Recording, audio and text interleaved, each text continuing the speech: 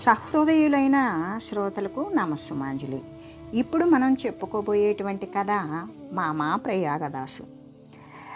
కథ అనుకుంటున్నారేమో, కథ అంటే కల్పితము అనుకుంటున్నారేమో. కాదు, కథానాయకుని జన్మస్థలము జనకపురము అంటే మిథిలా నగరము.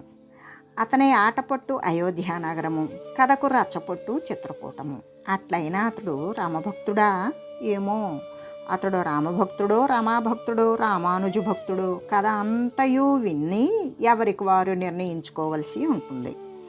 కథ జరిగి 4-5 పుష్కరాంతరాల కంటే అంటే 4-5 పురుషాంతరాల కంటే ఎక్కువ కాలం కాలేదు. అంటే సుమారుగా 150 సంవత్సరాల క్రిందట జరిగినటువంటి చారిత్రకపరమైన సత్యము. జనక చక్రవర్తి వేదాంతి అని అందరికీ తెలియను. అతడు నిశ్చలమైన భక్తుడు అన్న సంగతి కొద్దిమందికి మాత్రమే తెలియను. అతని భక్తిని పురస్కరించుకోవడం, అతని యొక్క పురజనుడు ఏ విధంగా అంటే అతన్ని అనుసరించి యథా రాజా తథా ప్రజ అనేటువంటి లోకోక్తిని సార్థకపరిచారు. జనకుని పుత్రికే జానకి, జగన్మాత అయిన సీత. ఆమెను అయోధ్యాపతియగు దశరథ పుత్రుడైన శ్రీరామచంద్రునికిచ్చి వివాహం చేశారు. ఈ రామాయణ గాథ తెలియని భారతీయుడు లేడు కదా. అందు ప్రకృతమునకు అవసరమైనటువంటి విషయం ఇంకొకటి ఉన్నది.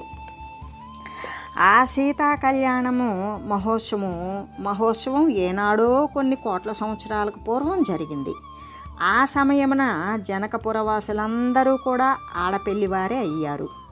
అయోధ్య నగరవాసులు మగ పెళ్లివారు అని వేరే చెప్పనవసరం లేదు కదా. నేడు కూడా మిథిలా నగరపు మహిళామణులు జానకిని తమ ఇంటి ఆడుబిడ్డగానే భావిస్తారు. ఎవరైనా యాత్రికులు అయోధ్యకు పోవుచున్నారు అని విన్నట్లయితే ముసలి ముత్తైదువులు, ఇదిగో మా అమ్మాయికి ఈ మూట ఇవ్వండి, అంతా కులాసాగా ఉన్నామని చెప్పండి అని చిన్న రవికల గుడ్డలో కాస్త పసుపు, కుంకుమ, మరి మిఠాయి, గాజులు మూటగట్టి ఇస్తారు. అదే పొడుచు పిల్లలైతే మా అక్కయ్యను భావను అడిగామని చెప్పండి అని వార్తలను పంపుతారు. ఇది వారు ప్రదర్శించే భక్తి పద్ధతి. దీనినే భక్తి శాస్త్రమున వాత్సల్యాసక్తి, సఖీభావము అని వాడేటువంటి మాట. ఈ 2 భావాలను పోషించు భక్తి పాటలు విశేషంగా మైథిలి భాషలో చాలా ఉన్నాయి. అవి స్త్రీలే విశేషంగా పాడుతూ ఉంటారు.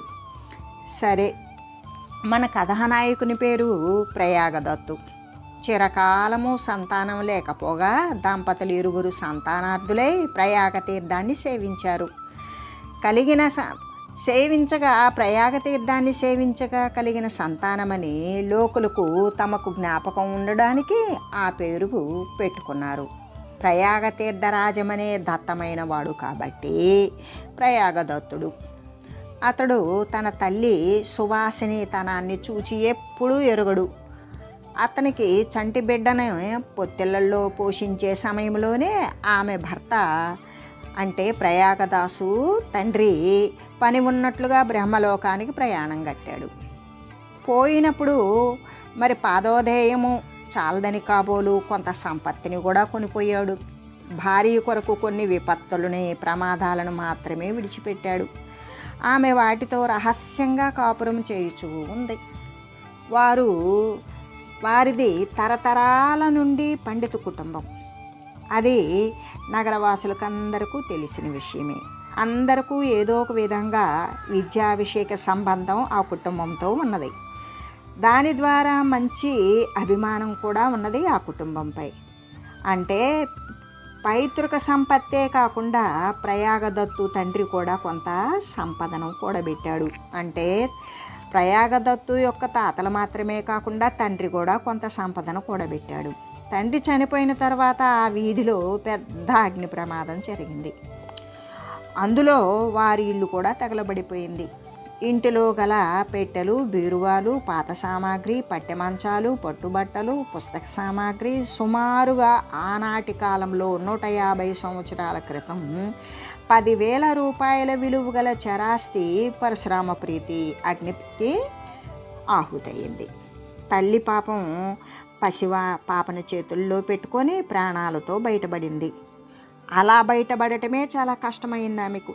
తండ్రిని కడుపున పెట్టుకున్న దరిద్రపు బిడ్డ అని ప్రయాగదత్తునికి ఒక పెద్ద బిరుదుని ప్రసాదించి అమలక్కలు గోడల చాటును బుగ్గలు నొక్కుంటూ ఉండేవారు ఆ రోజున. సాధారణంగా సంపద గుణుపుల కంటే ఆపద సమయంలో విశేషంగా భగవంతుడు స్మృతి పదానికి వస్తూ ఉంటాడు. ప్రయాగదత్తుని తల్లి ఆ వైధవ్య దుఃఖాన్ని మరిచిపోవడానికి సర్వదా దైవాన్ని తలపోస్తూ దైవాన్నే భక్తి చేస్తూ ఉండేది. కాలచక్రం గిర్రం తిరిగింది. 6 సంవత్సరాలు గడిచినవి. ప్రయాగదత్తు ఉపవీతుడయ్యాడు. అతడు కుశాగ్ర బుద్ధి అని గురువు గ్రహించాడు. ఇరుగు పొరుగు వారు అతడందమైన వాడని ఒప్పుకుంటారు. మాతాపితరుల భక్తి సంస్కారం కూడా అతని యందు చాలానే సంక్రమించింది. అశ్విని మాసము అంతరించిపోయింది. కృత్తికా మాసం కాలుబెట్టింది. దీపావళి ధనరు ఇంకనూ బాలురుల్లో అంతరించనే లేదు. పాడ్యమి నాడు ప్రాతకాలమందు బాలురందరూ వీధుల్లోని ప్రేలని తుపాకీలు అన్నీ ప్రోగు చేసి విప్పి ముందును లంకాపురాన్నే చేస్తూ ఉన్నారు. ఆ పురాన్ని పెద్దలు ఆకాశదీపాలు ప్రారంభించడానికి దేవాలయం చెంత సన్నాహాలు చేస్తూ ఉన్నారు. మరునాడు విధియ. భారతీయుల పంచాంగాలలో పర్వాలు కానీ దినములు కానీ ఏర్చి చూపుటకు చాలా కష్టం. ఎందుకంటే సంవత్సరం పొడుగునా ప్రతి దినమునకు కూడా ఏదో ఒక ప్రాధాన్యత ఉండనే ఉంటుంది. పాడ్యం నాడు గోవర్ధనోద్ధరణ జరిగింది.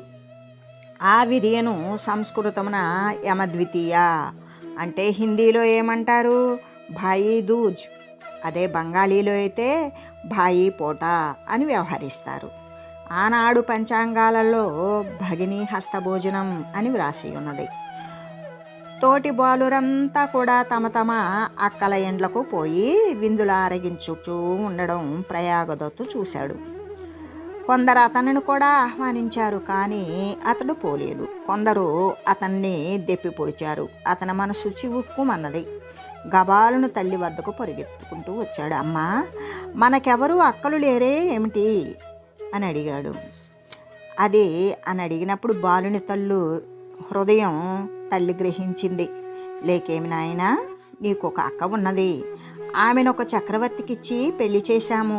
వారు అయోధ్యలో ఉన్నారు అని తల్లి తాత్కాలికంగా అతనిని సంతోషపరచడం కోసం తన భక్తి శైలిని ప్రదర్శించింది. అయితే నేను అక్కగారింటికి వెళతానే అమ్మా. బాలుని ముద్దు పలుకులు విని తల్లి వడలు పులకరించింది. అలాగే నాయనా, నువ్వు పెద్దవాడివైతే వెళుదువుగానిలే అని బాలుని బుగ్గలు నొక్కి సమాధానపరిచింది. బాలకుని హృదయమున అంటే అంతఃకరణమున అక్క అనే పదం హత్తుకుపోయింది. భావమరిది భావనా ప్రపంచమున భాషించ మొదలుపెట్టింది. అతడేవేవో కల్పనలు చేసుకుంటూ ఉన్నాడు. తల్లిని అడుగుచూ ఉంటాడు. ఆమె చెప్పే సమాధానాలు విని పరవశుడే అవుతూ ఉంటాడు. శరీరాన్ని మరిచిపోతూ ఉంటాడు. చివరకు ప్రశ్నిస్తూ ఉంటాడు. అయితే నేను ఎప్పుడే అక్కగారింటికి వెళ్ళడం అని ఆమె నువ్వింకా పెద్దవాడివైతే వెళ్దువుగానిలే అని తల్లి. ఈ విధంగా జరుగుతూ ఉన్నది. కుమారుని ప్రశ్న, తల్లి సమాధానము ఇలా కొన్ని 100 సార్లు ఆవృత్తి జరిగిపోయింది. అతనికి అక్కను దర్శించాలనే కోరిక హెచ్చు అయింది. తల్లిని వేధించసాగాడు. ఆమె భక్తురాలు. అతని ఉత్కంఠకు అడ్డు తగలడానికి ఆమెకి శక్తి లేకపోయింది. మిథిలానగర రాజకుమారి తన చిన్న తమ్ముని ఉపేక్షించునా అని తలచి ఆమె తన ఏకైక పుత్రుని అయోధ్యకు పంపాలి అని నిశ్చయించుకుంది. క్రొత్త రవికల గుడ్డలో కాస్త మిఠాయి, పసుపు, కుంకుమ భరిణ మూటగట్టింది. వేరొక ప్రాతగుడ్డలో కొన్ని అటుకులు, మినపసున్ని, ఇంకా కొన్ని తినుబండారాలు బాలుడు మోయగలిగినన్ని మూటగట్టి కుమారునికిచ్చింది. పుత్రునికి చెప్పింది. ఉత్కంఠాధిక్యతతో తల్లితో వియోగము అని దుఃఖం అనిపించలేదు. అంటే తల్లిని వదిలిపెట్టి వెళ్తున్నాననే బాధపడలేదు. కానీ తల్లికో బరువైన హృదయముతో ఆమె నిశ్చేష్టురాలై కుమారుడు కంటికి అగపడేటంత వరకు కూడా నిర్నిమేష నేత్రే చూస్తూ గుమ్మంలోనే నిలిచిపోయింది. తరువాత ఇంటిలోనికి పోయి కన్నీరు కాల్వలై ప్రవహింప భగవంతుని సన్నిధిని ప్రార్థన చేస్తూ అలాగే ఉన్నది. ఆ ప్రార్థన అధికమై కొంతసేపటికి స్పృహ తప్పి ఆమె నేల మీద పడిపోయింది. రాయి వంటి బిడ్డ లక్క వంటి తల్లి అని కదా సామెత. వాడు ప్రయాగదత్తు ఊరు వెళ్ళే సమయంలో అమ్మ ఒక్కటే ఉంటుందనేటువంటి ఆలోచన చేయలేకపోయాడు. ప్రయాగదత్తుని ఉత్సాహానికి మేరలేదు. సాధ్యమైనంత త్వరలో అయోధ్యను చేరాలి అని అతని ఊహ. అతనికి రెక్కలున్నచో ఆకాశ మార్గాన్ని ఎగిరి అయోధ్యలో వాలి ఉండేవాడేమో. భూమిపైన మాత్రము అందరికి వలనే అతడు నడిచి ప్రయాణం చేసినా లేదు. అతడు ఎగురుచూ గెంతుచూ పోయాడు. ప్రతిభాశాలి అయిన గణిత శాస్త్రజ్ఞుడు లెక్కగట్టిన 2 వంతుల కాలము అతడు ఆకాశం పైన 1 వంతు కాలము పృథ్వీపైన ప్రయాణించాడు అని తేల్చవచ్చు. అతడు కొన్ని రోజుల్లో అయోధ్యను చేరాడు. అయోధ్యలో తన చక్రవర్తి భావమరిది విలాసము అంటే ఆ అడ్రస్ అడిగి తెలుసుకోవడానికి చాలా ప్రయత్నించాడు. ఎవరిని అడిగినప్పటికీ నవ్వి ఊరుకుంటున్నారే తప్ప సమాధానం ఎవ్వరూ చెప్పరు. కొంతమంది అతనిని పిచ్చిబాలుని క్రింద జమ కట్టి ఉందిరేమో కానీ ప్రాతకాలమున ప్రారంభించి సాయంకాలం 5 గంటల వరకు కూడా పట్టణం అంతా గాలించాడు. ఎక్కడా పత్తా దొరకలేదు. అతని మనసులో బావుమరిదిపై కోపం బాగా వచ్చింది. పట్టణ సమీపమున గల మణికోట పర్వతం వైపునకు పోయి కనుగొనటకు ప్రయత్నించాడు. అచ్చట కూడా అతనికి చెప్పువారు లేకపోయేది. అతడు విసిగిపోయాడు. చివరకు దారి ప్రక్కన ఒక చెట్టు క్రింద చతికిలబడ్డాడు. అచ్చటి నుండి సీతాగుండమునకు ఒక విశాలమైన రాజమార్గం కలదు. కొలది గజాల దూరంలో ఒక మసీదు ఉంది. ఇది పూర్వం హనుమంతుని దేవాలయం. అందు అనేకులు మారుతిని సేవించి కూడా సిద్ధపురుషులై ఉన్నారు. తర్వాత మహమ్మదీయుల కాలమున అది మసీదుగా మారింది. ఆ ప్రక్కనే అరణ్యం ఉన్నది. ఆ స్థలమున ఆసీనుడై బావుమరిదిని గురించి చింతిస్తూ ఉన్నాడు ప్రయాగదాసు. అంతలో దూరమున ఘంటానాదం వినబడింది. అతడు ఆ దిక్కుకేసి చూశాడు. ఎవరో ఏనుగుపై వస్తూ ఉన్నారు. సమీపించిన కొద్దీ అది తెల్ల ఏనుగు అని స్పష్టమైంది. దానికి 4 దంతాలు గలవు. అంబారీ అందమైతే చెప్పనలవి కాదు. ఎవరో జమీందారులు షికారు వెళ్ళి తిరిగి ఇంటికి పోచున్నారు కాబోలు అని అతడు భావించాడు. ఏనుగు తిన్నగా వచ్చి ప్రయాగదత్తునికి 10 గజాల దూరంలో ఆగి పడుకున్నది. అందుండి చక్రవర్తులు దుస్తులు ధరించిన 2, ఒక స్త్రీ ఒక పురుషుడు, ఇద్దరూ దిగి ప్రయాగదత్తు దగ్గరకు వచ్చారు. వారి అందం చూచి అతడు ముగ్ధుడయ్యాడు. అతనికేమి చేయడానికి తోచలేదు. ఆ స్త్రీ వ్యక్తి 2 అడుగులు ముందుకు వేసి, తమ్ముడు, నాకిమ్మని అమ్మ నీ చేతికి ఏమైనా ఇచ్చినదా అని ప్రశ్నించింది. అతడు తన యొక్క కంఠధ్వని విని ఎంత ఆనందించాడో వర్ణింపజాలము. అతని స్థితి అయోమయమైంది. ఇచ్చినది అదుగో అని తాను తెచ్చిన మూటను వణుకుతున్న చేతులతో ఆమెకు అందించాడు. నేను మీ కొరకు ఎంతో వెదికాను. మీరెక్కడ ఉంటారో ఎవ్వరూ చెప్పలేకపోయారు. మీ ఇల్లెక్కడా? జనకనందిని మూటను అందుకొని, అవును నాయన, మేమెక్కడ ఉంటామో అందరికీ సరిగా తెలియదు కాన చెప్పలేరు. మమ్ములను వెతుకువారి వద్దకు మేమే వస్తాము. నీవు చాలా కష్టపడి ఇక్కడికి పడ్డావు కాబోలు అని సమాధానం చెప్పింది. జగజ్జనిని తమ్ముడిచ్చిన మూటను విప్పి పసుపు కుంకుమ తన కొంగున మూట కట్టుకున్నది. గాజులు చేతులకు వేసుకున్నది. మిఠాయి కొంచెము తాను తిని కొంత ప్రాణనాథునికిచ్చింది. ఆయన దానిని నోట్లోనో దాచుకున్నాడు. మిగిలిన మిఠాయి తమ్మునికిచ్చి, తమ్ముడు, ఇదిగో ఇది నీవు తిను నాయనా, చాలా అలసిపోయి ఉన్నావు. నీవు త్వరలో ఇంటికి వెళ్ళవలెను సుమా. అమ్మ నీ కొరకు పరితపిస్తూ ఉంటుంది. కొన్ని రోజులు పోయిన తర్వాత మళ్ళీ వద్దుగానిలే. మేము ఇక్కడ సుఖంగా ఉన్నామని అమ్మతో చెప్పు. మళ్ళీ వచ్చినప్పుడు కులాసాగా మాట్లాడుకుందాంలే అని అతని జవాబు కోసమైనా సరే చూడకుండా దంపతులు 2 ఏనుగునెక్కారు. ఏనుగు ఘంటానాదం చేసుకుంటూ దృష్టి పదాన్ని దాటిపోయింది. ప్రయాగదత్తు నిశ్చేష్టుడయ్యాడు. అక్కాబావల అందమునకు అతడు ఆశ్చర్యపోయాడు. అక్కను చూచి బావను చూచిన బావగారే అందమైన వాడని అతడు అనుమానిస్తాడు. బావను చూచి అక్కను చూస్తే అక్కయే అందమైనది అని అతడు నిశ్చయిస్తాడు. వారి ఇరువురి యొక్క అందాన్ని తలచిన కొలది తలుచుకొని ఒకానొక సాత్విక భావము అతనిని ఆవేశించింది. కంఠము రుద్ధమైంది. అశ్రు ప్రవాహము కన్నీరు ప్రవాహంగా మేరలేకుండా కారుతోంది. అతడు అక్కను భావను ధ్యానిస్తూ విహ్వలుడై మొత్తుమందు చల్లిన వాని వలె నేలపై కొరిగిపోయాడు. మరునాడు ప్రాతకాలమున ఆ సూర్యుని యొక్క కరస్పర్శ వలన అతనికి తెలివి వచ్చింది. అంతలో ఒక మహాపురుషుడు కౌపీనధారి అయినటువంటి అవధూత ఆయన యొక్క ప్రాతకాల కృత్యాల కోసం ఆ మార్గాన పోవచ్చు అతన్ని చూచాడు. సమీపించాడు. పరిశీలించి దగ్గరకొచ్చి ఏ ఊరు అని ప్రశ్నించాడు. బాలుడు ఏమీ మాట్లాడలేదు. ఇక చలిచేత అతడు వణికిపోచున్నాడు అని ఆ బాలుని స్థితి అవధూత కనిపెట్టాడు. ఏదో భగవత్కృప ఆవేశం చేత అతనిపై ప్రసరించి ఉంటుంది అని కూడా అతడు ఊహించాడు. ఆ సమీపానే ఉన్నటువంటి అతని బస ఒక గుహలోనికి అతన్ని తీసుకొని వెళ్ళాడు. వ్యవహారిక ప్రపంచం భాషించడం కోసం కొన్ని ఉపచారాలు చేశాడు. ఆ ఉష్ణోదక స్నానం చేయించి అల్పాహారాన్ని తినిపించాడు. మధ్యాహ్నం 12 గంటలకు అతనికి బాహ్య ప్రపంచ స్మృతి కలిగింది. అవధూత అతని స్థితిని గురించి ప్రశ్నించాడు. అతడేమీ చెప్పలేక ఏడవసాగాడు. కొంతసేపు అయిన తర్వాత తన స్థితి అంతా బాలుడు చెప్పివేశాడు. అవధూత అతనిని ఆలింగనం చేసుకొని ఏడవసాగిను. ఇరువురు కూడా అశ్రుధారలను అరికట్టలేకపోయి ఆయన ఏడుస్తున్నాడు, ఈయన ఏడుస్తున్నాడు. కొన్ని గంటల వరకు ఆ ఇద్దరూ కూడా అదే స్థితిలో ఉండిపోయారు. సూర్యాస్తమయమైంది. సంధ్య చీకటిలో ఇరువురు స్త్రీలు గుహ వద్దకు వచ్చారు. వచ్చి ఇరువురు తమ చేతిలోని పల్లెరాలని ద్వారం దగ్గర పెట్టి స్వామి, ఈ రోజున మా ఇంట కులదేవతను కొలిచి పూజించారు. ప్రసాదము మీ కొరకు తెచ్చాము, తీసుకొనండి. పల్లెములను రేపు పొద్దుటే పూట పంపవచ్చునులేండి. మేము త్వరగా ఇంటికి పోవాలి. రాత్రి పొద్దుపోవచ్చున్నది అని గిర్రున తిరిగి చెరచెరా నడిచి వెళ్ళిపోయారు. అందెల చప్పుడు కూడా అంతరించిపోయింది. అవధూత తమ్ముడు వారి ఇరువురు కళ్ళప్పగించు చూచారే కానీ నోటి వెంట మాటే రాలేదు.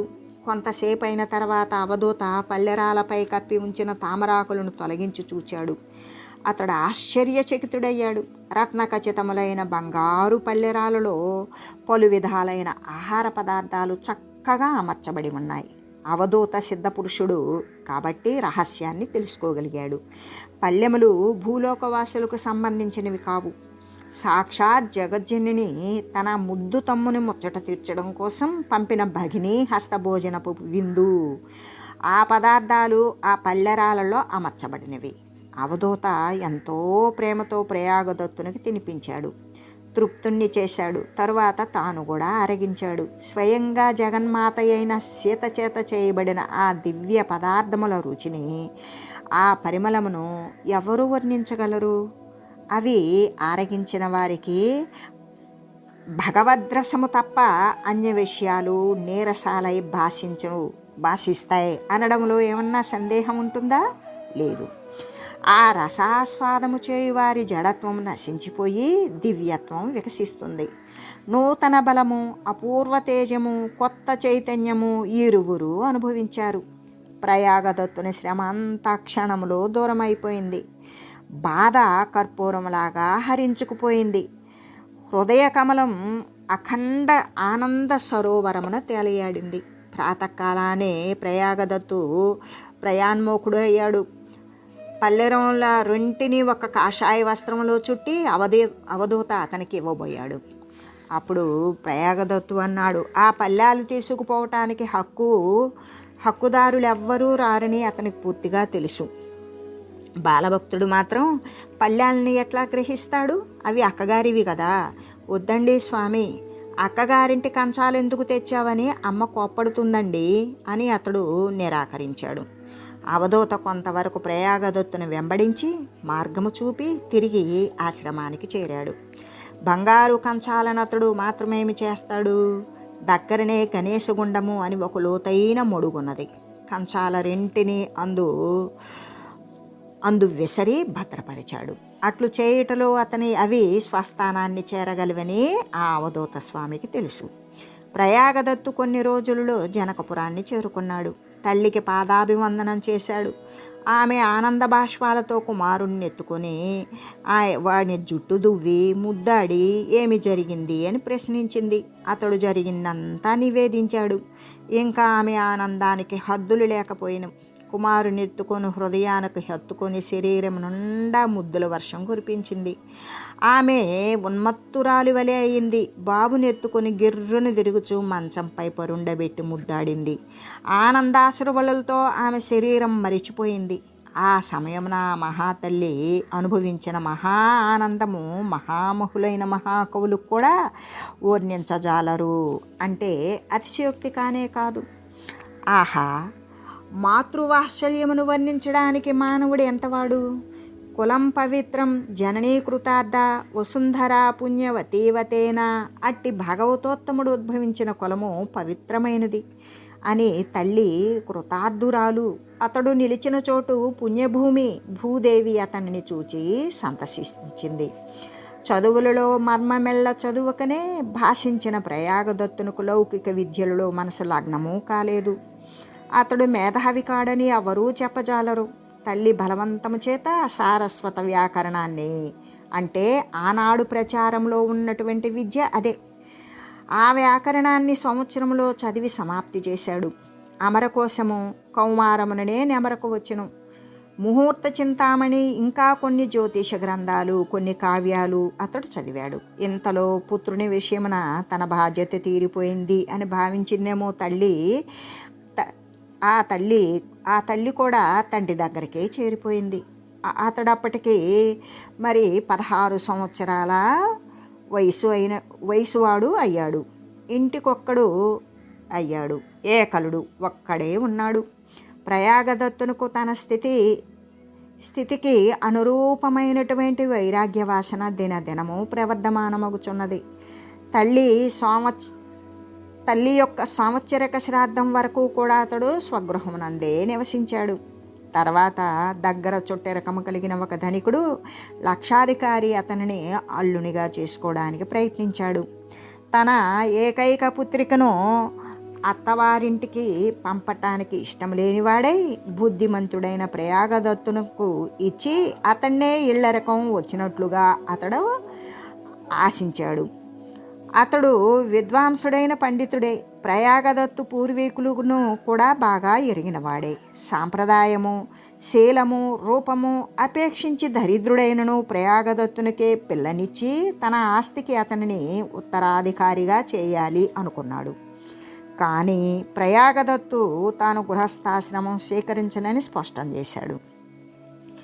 ఆ కుటుంబమునందు అభిమానం గల పెద్దలు అతని యొక్క నిశ్చయం మార్చడానికి ప్రయత్నం చేశారు. ఆ పెద్దల బలవంతముగానైనా పిల్లను మెడగడతారేమోనని భయపడి ఇళ్ళు వాకిలి విడిచి ఎవ్వరితో చెప్పకుండా అతడు మళ్ళీ అయోధ్యకు ప్రయాణమై వెళ్ళిపోయాను. అయోధ్య చేరడంతోనే అతనికి నూతనోత్తేజం ఒకటి కలిగింది. సరయూ నదిని స్నానమాడాడు. తిన్నగా అక్కాబావల దర్శనమైన స్థలాన్ని చేరుకున్నాడు. అతడచ్చట కొంతసేపు కూర్చున్నాడు. అక్కయ్యను చూడాలి అనే ఒక తీవ్రమైన ఆవేశం అతనిలో బయలుదేరింది. అతడు లేచి అరణ్యమున బడి వెతకసాగాడు. దైవవశమున పూర్వం ఉన్నటువంటి అవధూత అతని కంటబడ్డాడు. అవధూత పేరు త్రిలోచన స్వామి. ఆ అవధూత బాలును గుర్తుబట్టి స్వాగతమిచ్చి తన బసకు తీసుకొని పోయాడు. అతని ఆవేశమును శాంతింపజేయడానికై అనేకాలైన భగవద్ రహస్యాలను అవధూత స్వామి బాలునికి వినిపించాడు. వాటి వలన అతని ఆవేశము మరింత తీవ్రమైంది. విరహావస్థ యందు ప్రియుని గూర్చి చర్చించిన విరహబాధ అధికమగును. రాధికా విరహమున కృష్ణుని వార్త చెప్పదలిచిన సఖిని మందలించి భన్యతామన్యవార్త అనే కదా కోరెను. అవధూత తన అద్భుతమైన సాంగత్య ప్రభావమున అతని స్వస్థసిద్ధును చేసి మరి ఆహారాన్ని ఆరగింపజేశాడు. ఆ మరునాడు ఉదయమున ప్రయాగదత్తు స్నానము సంధ్యా కృత్యాలన్నీ నిర్వర్తించి త్రిలోచన స్వామికి సాష్టాంగ దండ ప్రణామం చేశాడు. స్వామి ఏమి కోరిక అని ప్రశ్నించాడు. అప్పుడు వైరాగ్య దీక్ష తమరు అనుగ్రహించగలందులకై ప్రార్థిస్తున్నాను అంటే సన్యాస దీక్షను కోరాడు.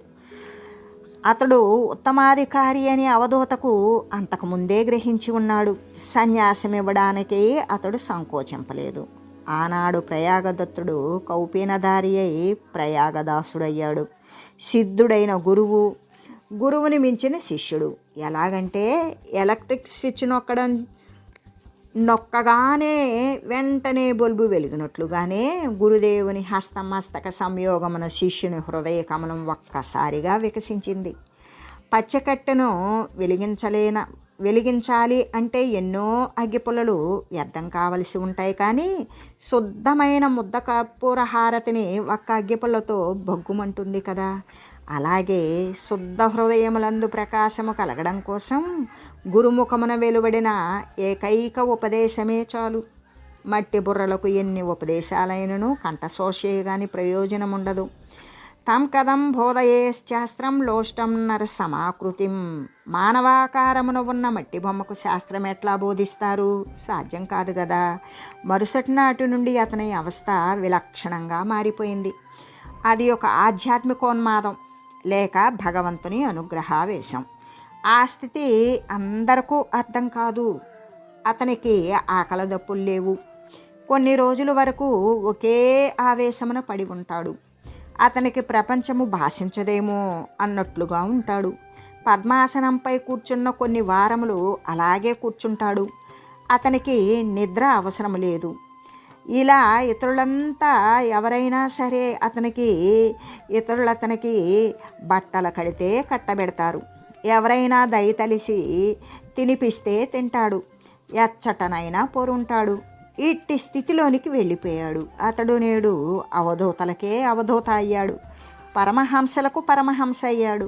క్రమేణా అతని యొక్క ఖ్యాతి కీర్తి చుట్టుప్రక్కల పల్లెలకు ప్రాకింది. అతని కీర్తి పల్లెలకు పట్టణాలకు ప్రాకింది. దర్శనార్థులు ఏ విధంగా అంటే ప్రవాహంలాగా వచ్చి పడుతూ ఉన్నారు. వారి యొక్క ప్రవాహానికి మేరలేకపోయింది. అతడు సామాన్యుడా? సాక్షాత్తు జగన్మాత అయిన శ్రీ సీతామహాలక్ష్మికి సోదరుడు. బ్రహ్మాండ నాయకుని భావమరిది. లక్ష్మికి సోదరుడైన చంద్రుడు. జగత్తునుకంతటికీ మామయే కదా, అంటే చందమామ. అట్లే ప్రయాగదాస్ కూడా నేడు ప్రపంచమున గల బాలకులందరికీ మామ అయ్యాడు. ఈ సంబంధం అంతా కూడా ఎట్లు ప్రచారమయ్యనో కానీ బాలురు మాత్రము అతనిని మామా అని పిలిచి హాస్యమాడతారు. అతని వద్దకు వచ్చిన ఫలాలకు మిఠాయిలకు వారు వంతువాదారులు వాటాదారులు. ఒక దర్శకుడు అతనిని కలియగా సుకునిగా వర్ణించాడు. ప్రక్కనే నిలిచి వేరొకడు అది సరికాదు, సుకుని శరీరము శ్యామలావర్ణము, ఇతనిది 16 వన్నెలంబారు ఛాయ, అతడు కృష్ణ భక్తుడు, ఇతడు రామాభిమాని. అట్లయినా ధ్రువునితో పోల్చవచ్చునా? అదేనూ సరికాదు. ధ్రువుడు పదవి అభిలషించి తపమొనరించాడు. అతనిది క్షాత్రతేజము, అది రాజసభక్తి. ఇతడో సాత్విక భక్తుడు, నిష్కామి, బాపని బిడ్డ, విరాగి, ఒక మధ్యవర్తి. భక్తులలో ఒకరితోనొకరిని పోల్చరాదు. అందరూ ఉదారులే అని, ఉన్నత శ్రేణికి చెందినవారే అని ఒక మధ్యవర్తి చెప్పాడు.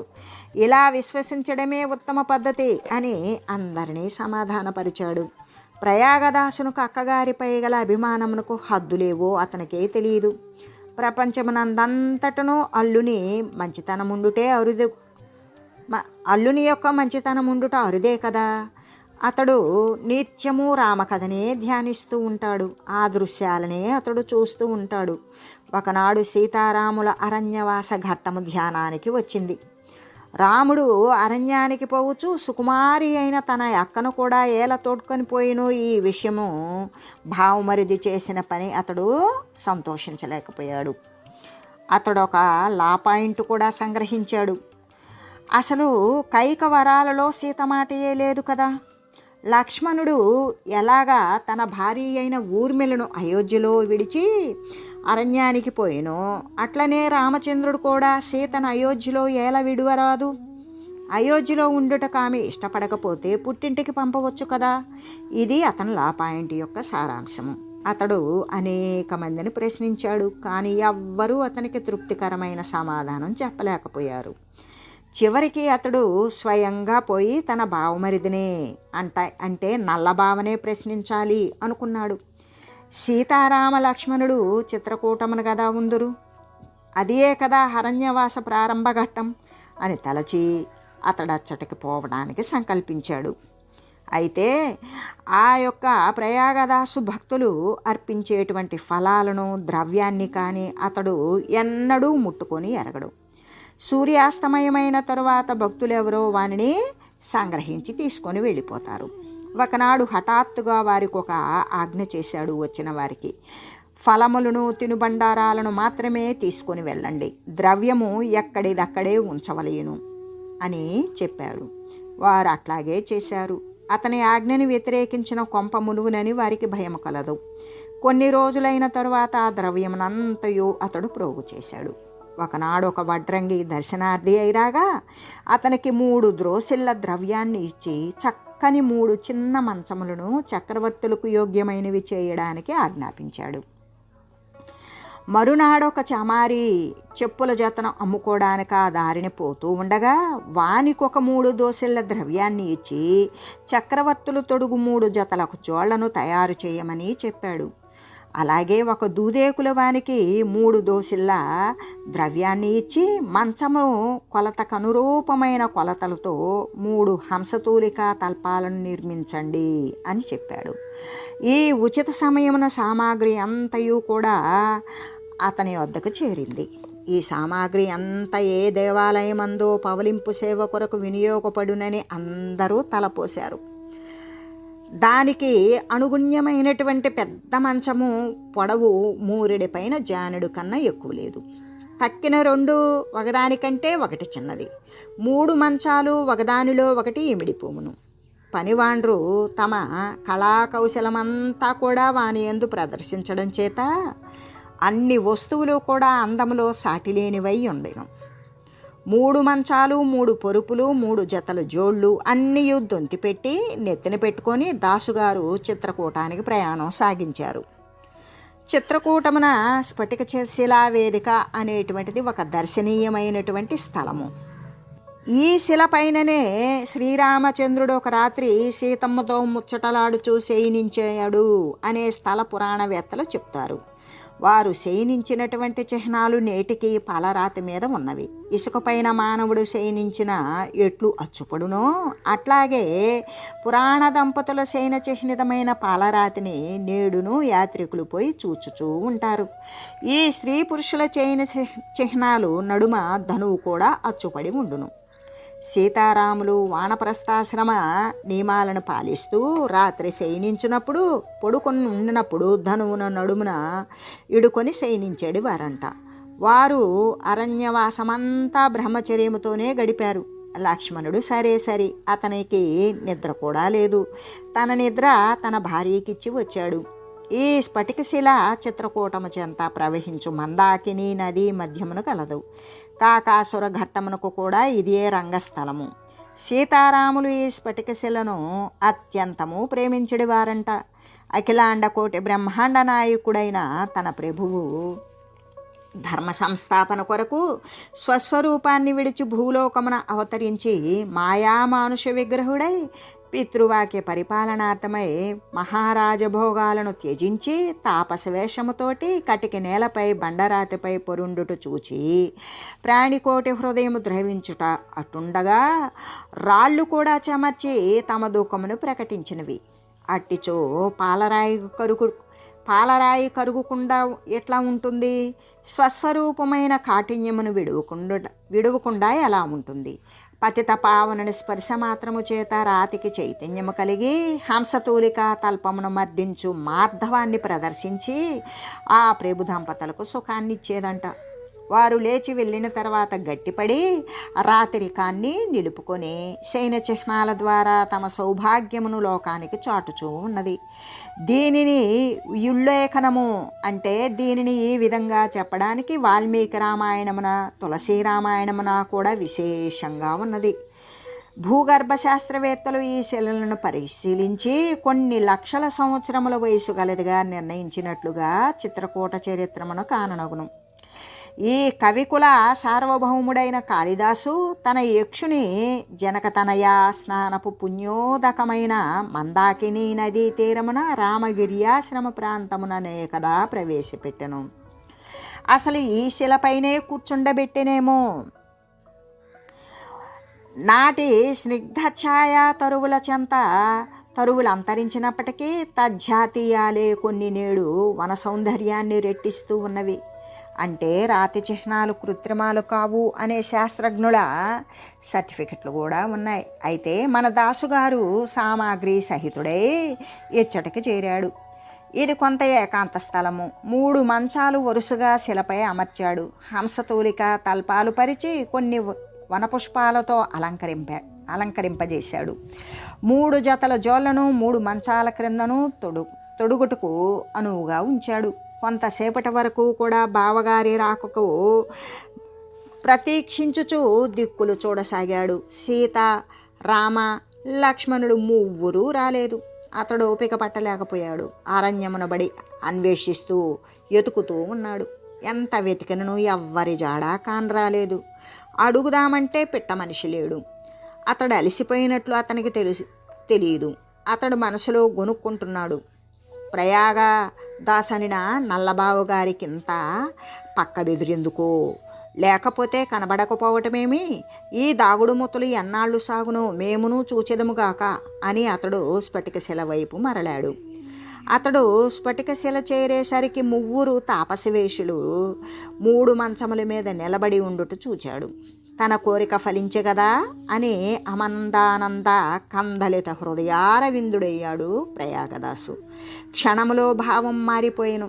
చక్రవర్తుల సంతానమును కిట్టి తాపసవేషమా అని దుఃఖం పొంగి పొరలు వచ్చింది. క్షణకాలంలో తనంతట తానే హృదయాన్ని సంభాళించుకున్నాడు. వారిని సమీపించి, ఎక్కడున్నారు మీరు? ఏ దిక్కుకు వెళ్ళారు? నేను మీకోసం అరణ్యమంతా కాలించాను అని వారి సమాధానం అపేక్షించకుండానే 3 కాళ్లకు 3 జతల జోళ్లను తొడిగివేశాడు. ఇంతలో అతని లాపాయింటు అతని స్మృతి పదానికి మళ్ళీ వచ్చింది. బావగారు, ఏదో తమరు పితృవాక్య పరిపాలనార్థమై అరణ్యానికి వచ్చారు.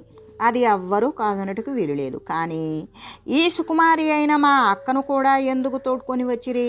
ఈ ఘోరారణ్యమున మీరెట్లు కాలక్షేపం చేయుచున్నారో కదా. ఇంకా ఏదో చెప్పుచుండా జానకి మాటకు అడ్డు వచ్చి, లేదురా తమ్ముడు, నేను స్వయముగా కోరి దెబ్బలాడి వచ్చాను. మీ బావ వద్దనుచూనే ఉన్నారు. ఈ విషయమున వారి తప్పేమి లేదు నాయన. తమ్ముడు ఇంకేం చేస్తాడు? సరే, మంచిదే. నేను స్వయముగానే వచ్చితిని. నేను కూడా మీతో ఉండడమే ఉండి మీ సేవ చేస్తూ ఉంటాను. అప్పుడు శ్రీరాముడు అన్నాడు, బావా, మా వనవాస నియమాలు నీకు తెలిసి మాట్లాడవలయు. మేము 3 తప్ప 4వ వ్యక్తి మా చెంత ఉండడానికి వీలులేదు. వానప్రస్థులు మంచం మీద పురుపు మీద కూర్చోరాదు. చర్మ నిర్మితమైన జోళ్లను తొడగరాదు. నీవు చాలా దూరము నుండి శ్రమపడి వచ్చితివిగానా ఇప్పటి మట్టుకు వీట్లపైన కూర్చుంటిమి. లేకపోతే నీ మనసు చిన్నపోతుంది కదా. ఈ సామాగ్రిని అంతటినీ నీవు అయోధ్యకు కొనిపో. సేవ అక్కడ కొనిపోయి సేవలో ఉంచుకునుము. అదే మాకు సంతోషాన్ని ఇస్తుంది. సీత అప్పుడు అంటోంది, తమ్ముడు, నీవు మా విషయమును ఏమీ విచారించవలసిన పని లేదు నాయనా. మేమెంతో ఆనందంతో ఈ వనంలో కాలక్షేపం చేయుచున్నాము. మాకేవైనా కావలసిన ఇచ్చట కావలసినంతమంది తాపసులున్నారు. వారు మమ్మెంతో ఆదరణతో చూస్తూ ఉంటారు. ఈ వన దృశ్యాలు చూచినా నాకెంతో సంతోషంగా ఉంటుంది. నియమం పూర్తి చేసుకొని స్వల్పకాలంలోనే అయోధ్యను చేరగలము. దాసుగారి లాపాయింటు ఎగిరి చక్కా పోయెను. ఇప్పుడు అతనికి ఏమి చేయాలిక? దేవుడా అని సామాగ్రిని అంతా నెత్తిని పెట్టుకొని అయోధ్యాభిముఖుడే కావలసి వచ్చింది. ఒకరోజు కూడా విశ్రాంతి తీసుకోలేకపోయాడు. ఒక్కరోజు కూడా విశ్రాంతి లేకుండా పోయింది. వచ్చిన దారినే మరలా రావాల్సి వచ్చునని అతడు ఊహించలేదు. అతని వైఖరి చూచి లక్ష్మణుడు ఊరుకొనలేక, ఏమండోయ్ బావగారు, నేను మంచం మీద కూర్చుండినా మోసుకుపోగలరా అని హాస్యమాడాడు. 10 గజాలు ముందుకు నడిచిన ప్రయాగదాసు వెనుకకు తిరిగి, ఆహా, తప్పక మోసుకుపోగలను. ఒకరు కాదు, అందరూ రండి. అయోధ్యలో మిమ్మందరూ నెత్తిని పెట్టుకుని పూజింతురు, రండి, తప్పక రావలెను. శ్రీరాముడు, బావా, అతని మాటలు పట్టించుకొనవద్దు. అతడేదో హాస్యమాడుచున్నాడు. అతని మాటలలో పడవద్దు, మీరు వెళ్ళండి. దాసుగారు దారి పట్టారు. దారిలో మందాకినిలో స్నానమాడి ప్రయాణాన్ని సాగించాడు. అతడు ఆ రోజున సాయంకాల అలానికే అయోధ్యను చేరాడు. కాలినడకనే అతడు ప్రయాణించినట్లు భావించాడు. కానీ వాస్తవమున అతన్ని భగవంతుడు ఆకాశ మార్గంలో అయోధ్యలో దించాడు. కొన్నాళ్ళు అయిన తర్వాత ఆ రహస్యమెట్లో అతనికి తెలిసిపోయాను. కొంతమంది యాత్రికులు చిత్రకూటమున ప్రయాగదాసు మందాకినిలో స్నానమాడుట, గట్టెక్కి మచాలు నెత్తిని పెట్టుకొనుట చూచి ఉండేరి. వారు క్రమేణా కొన్ని రోజులైన తర్వాత అయోధ్యను చేరి ప్రయాగదాసు గురుదేవుని త్రిలోచన అవధూతని దర్శించుటకై పోయారు. వారు ప్రయాగదాసును దూరమును చూచి, ఫలానా రోజున మధ్యాహ్నమున 3 గంటలకు మందాకిని తీరమున అతనిని చూచినట్లుగా ఆ రోజుననే తామును అచ్చట నుండి బయలుదేరినట్లుగా పూసగురిచినట్లు చెప్పారు. ఆ రోజు సాయంకాలముననే అవధూత తన శిష్యుడు తనకు నమస్కరించినట్లుగా స్పష్టముగా ఎరిగి ఉన్నాడు.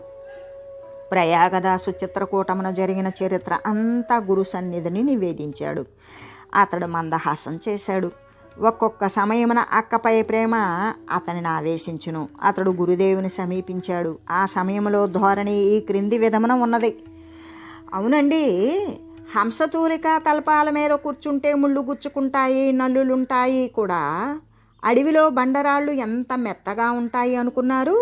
అయోధ్యలో 6 అంతస్తుల మేడలపైన అందం ఏముంది గనక అడవిలో అయితే చక్క ముళ్ళు గుచ్చుకుంటూ ఎండలో తిరగవచ్చు. అన్నదమ్ములిద్దరూ కలిసి ఆమెకు నూరి పోసారండి. 6 నెలలుంటే వారు వీరవుతారని ఎరుగరు. ఆ నల్లబావ ఏమంటే ఆమెను కూడా అదే అనమని బాగా మొప్పేశారండి. ఆమె చిలక పలికినట్లు పలుకుతుంది. లేకపోతే ఏ ఆడదైనా ఇట్టా మాట్లాడుతుందా? రాణివాసంలో అందం లేదట. అందమంతా అడవిలోనే ఉందట. ఒక పెద్ద పులి కానీ ఎలుగుబంటి కానీ కనిపిస్తే తెలుస్తుంది. ఆ అందమేమిటో, ఆ సుఖం ఏమిటో. వనవాస నియమాల మాట వారు 3 ఉండాలట. 4వ వారు పనికిరారట. చెప్పులు తొడగరట. ఇదెక్కడి నియమాలు బాబు? కాళ్ళల్లో ముళ్ళు గుచ్చుకుంటూ ఉంటే తెలుస్తుంది ఆ నియమాల సుఖం ఏమిటో. అసలు ఆ పచ్చబావే నాకు బాగా నచ్చాడు. అతడు ఎంత గడుసువాడో చూచారా? భార్యను చక్క హంసతూలిక తల్పం మీద పడుకోమన్నాడు. తను వచ్చే వరకు ఎవ్వరితో మాట్లాడవద్దన్నాడు. అత్తమామల సేవ కూడా అక్కర్లేదన్నాడు. ఉపదేశమంతా చేసి టింగురంగా అని అన్నగారి సేవ చేయడానికి అడవికి వచ్చాడు. భార్య మీద ప్రేమంటే అట్టా ఉండాలి. వారికేమయ్యా, వారిద్దరూ మగవారు. అప్పుడప్పుడు అరణ్యాలలోకి వేటకు వెళ్ళడం అలవాటు పడ్డవాళ్ళు. క్రూర మృగాలంటే భయం లేనివారు. ఎటొచ్చి దుఃఖమంతా మా అక్కదే కదండి. ఆమె ఎన్నడైనా అరణ్యాలు చూచి ఎరుగునా? ఆమె పుట్టింట ఎంతో ముద్దుగా పెరిగిందో ఏ మగాళ్ళు ఎప్పుడైనా చూచారా? వారికేం తెలుసు? ఆమె ఎంత పువ్వులలో పెరిగిందో, ఎంత సుకుమారంగా పెరిగిందో. నన్ను వారితో కూడా ఉండనివ్వకపోవడానికి నియమాలు అడ్డుతాయని మిషబెట్టారు. కానీ అసలు కారణం అది కాదులేండి. నేను వారితో కూడా ఉంటే నేను మా అక్క ఒకటవుతాం కదా. అప్పుడు వారు నేర్పిన చదువంతా గంగలో కలుస్తుందేమోనని భయం. నా మాటలు విని 3 రోజుల మధ్యాహ్నానికే అయోధ్య వెళదాం పదా అంటుందేమోనని ఊహించి ఉంటారు. వారి అనుమానాలే కానీ నేను మాత్రం అంత తెలివి తక్కువగా ఆమెకు చెబుతానా? భర్తను సేవించవద్దని, మరదని మన్నించవద్దని ఎవరైనా ఆడదానికి ఉపదేశం చేస్తారుటండి? వారికి ఇష్టమైతే అయోధ్యకు రావచ్చును, లేకపోతే అడవిలోనే ఉండవచ్చును. కానీ తిరిగి వస్తున్నప్పుడు పాపం పచ్చబావ అన్నాడు కూడా, అయోధ్య వస్తానని మా నల్లబావే రానిచ్చేడు కాడు. ఆయనకు ఎంత పట్టుదల అనుకున్నారు? తానన్నమాటే చెల్లాలంటాడు. ఆడవారికి అదో లక్షణం లేండి. పుట్టింటి వారు ఎంత చేసినా ఎంత పెట్టినా అంతా అత్తవారింటికి వెళ్ళాక మారిపోతారు. భర్తల నోటిలో నోరు పెట్టి మాట్లాడతారు. భక్త్యున్మాదంలో ప్రయాగదాసు ప్రలాప శైలి ఇలా ఉన్నది. నాటి గోపికల భ్రమరగీతాలను మించి ఉన్నది. గురుదేవుడు చిరునవ్వుతో వింటూ ఉన్నాడు. చిత్రకూటము నుండి అయోధ్య చేరిన తరువాత ప్రయాగదాసు ఒక వేప చెట్టు క్రింద బస చేశాడు. భగవంతుని ఆజ్ఞను పాలిస్తూ 3 మంచాలను తన సేవలో ఉంచుకున్నాడు. అతనికి నిరంతరము భగవంతుని దర్శనం అవుతూనే ఉంటుంది. అతడేదియో మాట్లాడుతూ ఉంటాడు. ఒకప్పుడు అక్క తమ్ముడు ముచ్చట్లాడుకున్నట్లుగా మాట్లాడతాడు. ఒకప్పుడు భావమరుదులిద్దరూ చిర్రుబుస్సులాడుకున్నట్టుగా మాట్లాడతాడు.